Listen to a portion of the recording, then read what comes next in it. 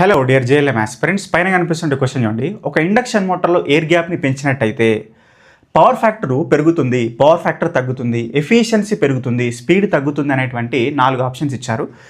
కాబట్టి induction Motors discuss చేసేటప్పుడు మనం చెప్పాము, ఏదైతే స్టేటార్ నుంచి రోటర్కి ట్రాన్స్ఫర్ అవుతున్నటువంటి మ్యాగ్నెటిక్ ఫ్లక్స్ ఉన్నదో that is equal to magnetising current by air gap reluctance అనేటువంటి అంశాన్ని చెప్పాము.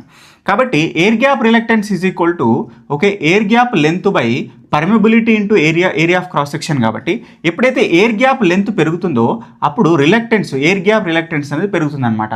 మరి ఎయిర్ గ్యాప్ రిలక్టెన్స్ పెరిగినప్పుడు ఫ్లక్స్ తగ్గుతుంది.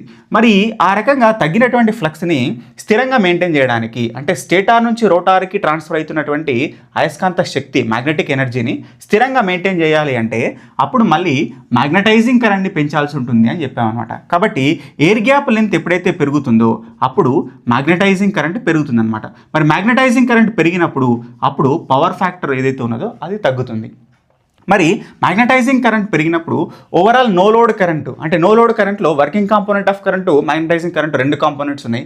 ఆ రకంగా మ్యాగ్నటైజింగ్ కరెంట్ ఎప్పుడైతే పెరుగుతుందో నో లోడ్ కరెంట్ పెరుగుతుంది. కాబట్టి నో లోడ్ లాసెస్ పెరిగి ఆ విధంగా ఎఫిషియన్సీ తగ్గుతున్నది అనేటువంటి అంశాన్ని చెప్పాం. కాబట్టి ఎయిర్ గ్యాప్ లెంత్ పెరిగితే మ్యాగ్నటైజింగ్ కరెంట్ పెరుగుతుంది, దాని ద్వారా పవర్ ఫ్యాక్టర్ తగ్గుతుంది, అదేవిధంగా ఎఫిషియన్సీ కూడా తగ్గుతుంది అనమాట.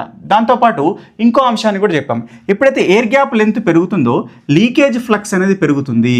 లీకేజ్ ఫ్లక్స్ పెరుగుతున్నది అంటే అక్కడ లీకేజ్ రియాక్టెన్స్ అనేది పెరుగుతుంది అనమాట. కాబట్టి ఇండక్షన్ మోటార్లో మ్యాక్సిమం టార్క్ అనేది లీకేజ్ రియాక్టెన్స్కి ఇన్వర్స్లీ ప్రపోర్షనల్, విలోమానుపాతంలో ఉంటుంది. కాబట్టి ఎప్పుడైతే లీకేజ్ రియాక్టెన్స్ పెరుగుతుందో ఆ ఇండక్షన్ మోటార్లో ప్రొడ్యూస్ అవుతున్నటువంటి మ్యాక్సిమం టార్క్ తగ్గుతున్నది అని చెప్పాము. కాబట్టి మ్యాక్సిమం టార్క్ తగ్గుతుంది, ఎఫిషియన్సీ తగ్గుతుంది, పవర్ ఫ్యాక్టర్ తగ్గుతుంది అనేటువంటి 3 ముఖ్యమైనటువంటి అంశాలని మనం ఇండక్షన్ మోటార్లో ఎయిర్ గ్యాప్కి సంబంధించి గుర్తుపెట్టుకోవాల్సిన అవసరం అనేది ఉందన్నమాట.